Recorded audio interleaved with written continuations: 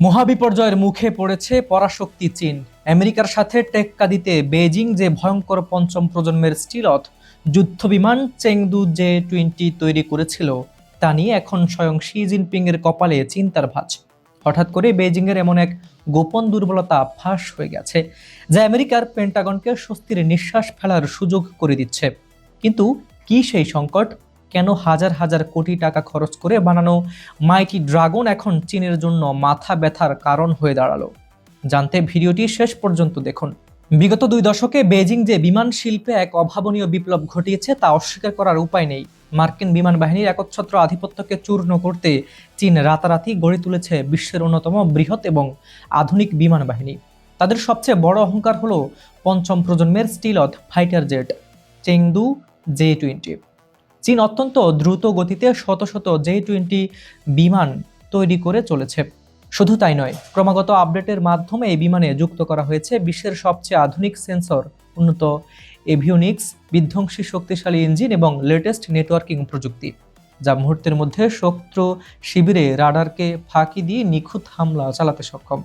কিন্তু ঠিক এই জায়গাতেই লুকিয়ে আছে এক বড় খেলা। আন্তর্জাতিক সামরিক বিশ্লেষকদের রিপোর্টে উঠে এসেছে চীনের সবচেয়ে বড় এবং আসল দুর্বলতা। প্রযুক্তি যতই আধুনিক হোক না কেন, J-20 বিমানের সবচেয়ে বড় সংকট হলো এর পাইলটদের বাস্তব যুদ্ধের অভিজ্ঞতাহীনতা। হ্যাঁ, ঠিকই শুনছেন, এটি একটি পঞ্চম প্রজন্মের হাইটেক যুদ্ধ বিমান চালানো আর সাধারণ বিমান চালানো এক কথা নয়। তীব্র গতির ককপিটে বসে মুহূর্তের মধ্যে যুদ্ধক্ষেত্রে হাজারো জটিল তথ্য বিশ্লেষণ করা, শত্রুর প্রতিটি মিসাইল ও গতিবিধি ট্র্যাক করা এবং সেকেন্ডের ভগ্নাংশে জীবন মরণ সিদ্ধান্ত নেওয়ার জন্য যে মানসিক ও প্রযুক্তিগত দক্ষতার প্রয়োজন, তা অর্জনে বছরের পর বছর সময় লেগে যায়। এর একটি বাস্তব উদাহরণ দেওয়া যাক। আমেরিকার বিমান বাহিনীতে দীর্ঘদিন F-60 চালানো অত্যন্ত অভিজ্ঞ পাইলটদেরও যখন পঞ্চম প্রজন্মের অত্যাধুনিক F-35 বিমানে শিফট করা হয়, তখন তাদেরও এই নতুন এবং জটিল সিস্টেমের সাথে মানিয়ে নিতে রীতিমতো হিমশিম খেতে হয়েছে। আর চীন এখন তাদের চতুর্থ প্রজন্মের সাধারণ জেটের পাইলটদের সরাসরি নিয়ে আসছে এই অত্যাধুনিক J-20 বিমানে। আর এখানেই তৈরি হয়েছে এক চরম শূন্যতা। সামরিক মহড়ায় চীন যতই গর্জন করুক না কেন, বাস্তব যুদ্ধের ময়দানে মার্কিন পাইলটদের ধরা কাছেও নেই বেজিং।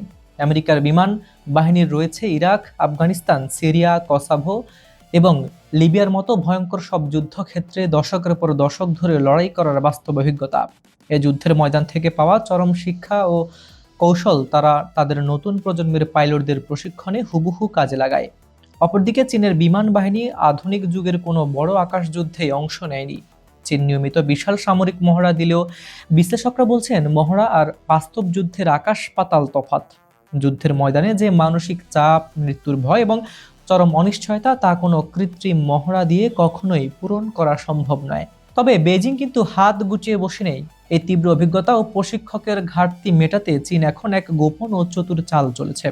তারা বিপুল অর্থের টোপ দিয়ে পশ্চিমা দেশগুলোর অবসরপ্রাপ্ত তুখোড় যুদ্ধবিমান পাইলটদের গোপনে প্রশিক্ষক হিসেবে নিয়োগ দেওয়ার চেষ্টা করছে।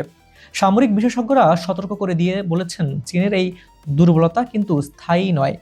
বেজিংয়ের বিমান বাহিনীর কঠোর অনুশীলন, অত্যাধুনিক ট্রেনিং মেথড এবং পাইলটদের আকাশে ওড়ার সময় বা ফ্লাইং আওয়ার্স অবিশ্বাস্য গতিতে বাড়ছে।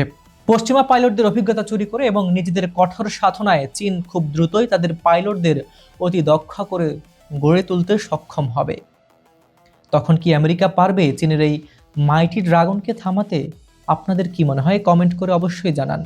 ভিডিওটি ভালো লাগলে লাইক এবং চ্যানেলটি সাবস্ক্রাইব করতে ভুলবেন না। আমি হাবিবুর রহমান নিশান আজ এখানে বিদায় নিচ্ছি। দেখা হবে পরের ভিডিওতে। ততক্ষণ পর্যন্ত ভালো থাকবেন, সুস্থ থাকবেন। আল্লাহ হাফিজ।